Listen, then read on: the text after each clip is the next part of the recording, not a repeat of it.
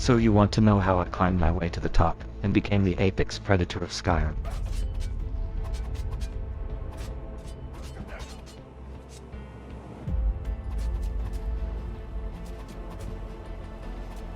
Consider yourself lucky, as I like to toy with my prey before I finish it off.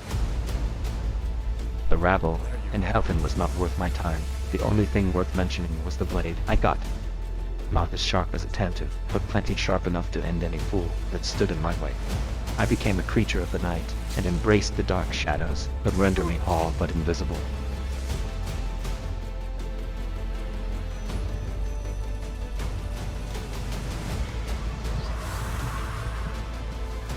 I could also easily manipulate the feeble minds of my enemies, allowing me to study each stroke of the blade carefully.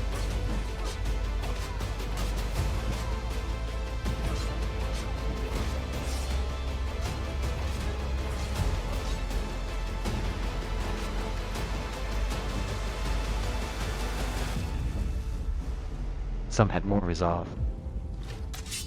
Those would swiftly meet their end when my unstoppable dual-wielding attacks ripped them apart. By the time I cleared Embershard, I was even more proficient with the blade. It was time to solidify my position as a peerless assassin and eliminate any would-be competition. I knew I was being followed, so I prepared for an ambush by getting the stinging Helven blade and Journeyman's Nook. Predictably, they came for me during the night, while I was meditating.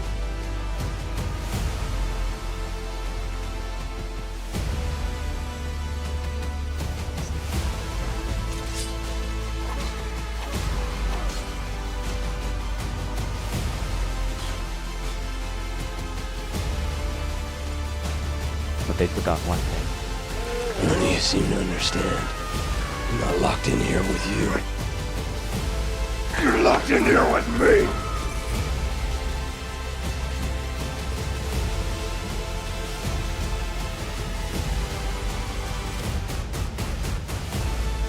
The leader of the mighty dark brotherhood was no match for me.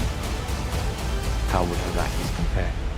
I sensed her blade was sharper, though it did little to save her from me. After all, a tool is only as good as the craftsman wielding it. We strike tonight at dusk. Be ready. I showed no mercy to the bandits in White River Watch.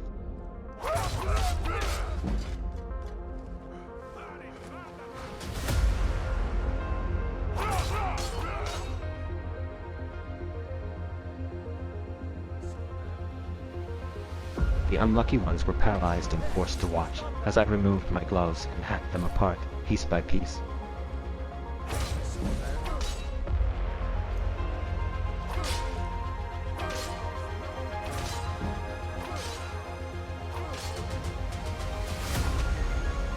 I suppose I did show mercy to the leader in comparison.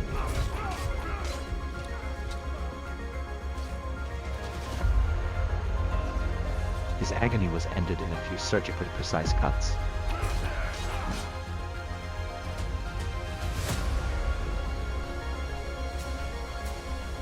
It was finally time to meditate on my skills and end the Dark Brotherhood once and for all.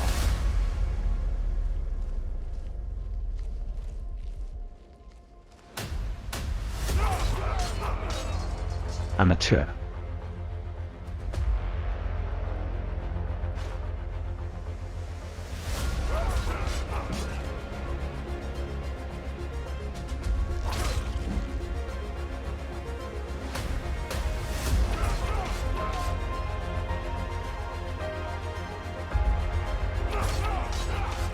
To think I came here expecting a modicum of challenge. A cave bear provided more of a challenge. I at least had to be invisible to ambush him.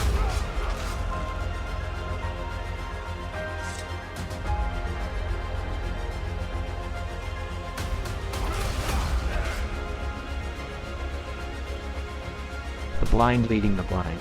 I almost felt sorry for the wretched creatures.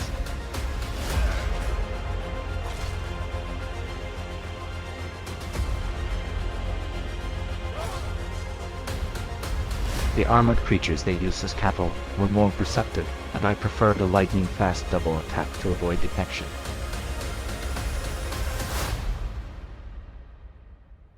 I started gathering the pieces of a legendary Dwemer artifact.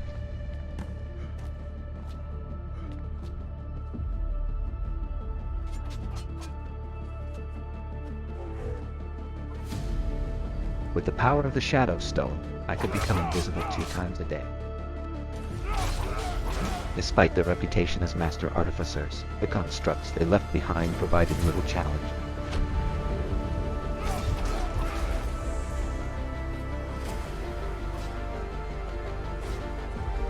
Like lambs to the slaughter.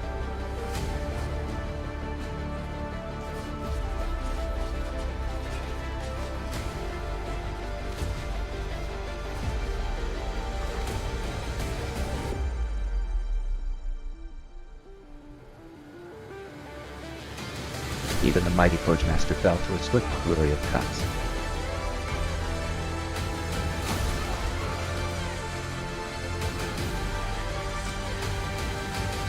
As long as Kindred kept her distance.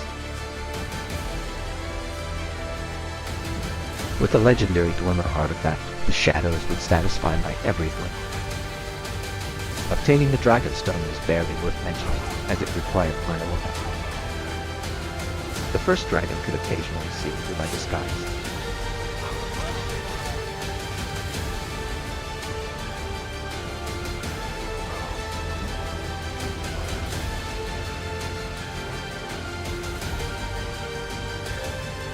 This did not stop me from heroically securing the kill.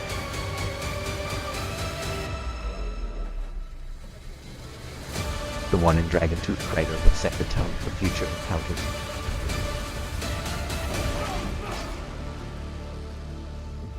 Pathetic.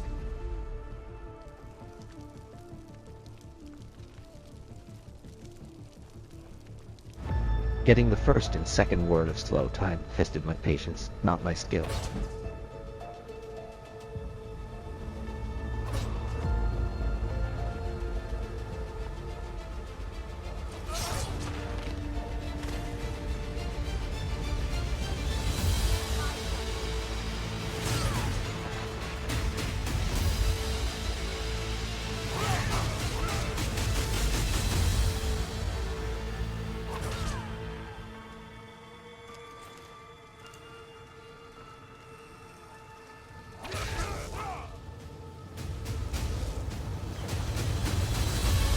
Then it was time to harvest more souls and unlock my true power.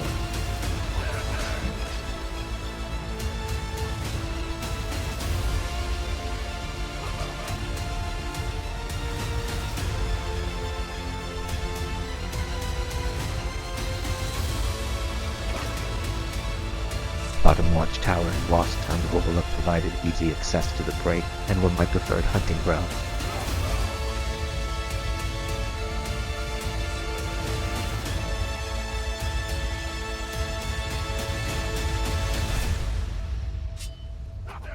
All that was left after unlocking slow time was to get silent casting, and the greatest blade these lands have to offer.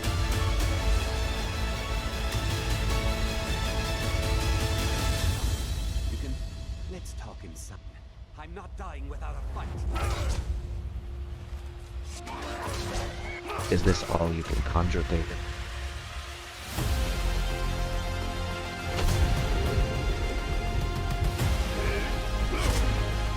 And with that, my immeasurable, irresistible power could finally be unleashed.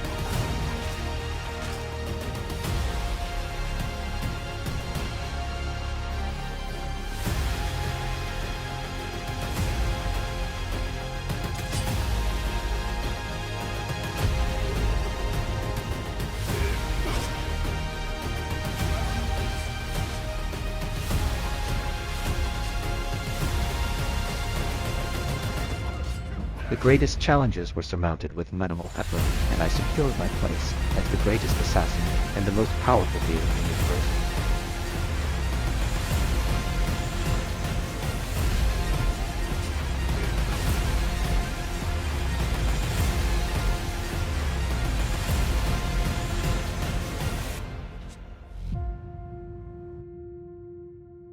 With that, you can consider your last wish granted.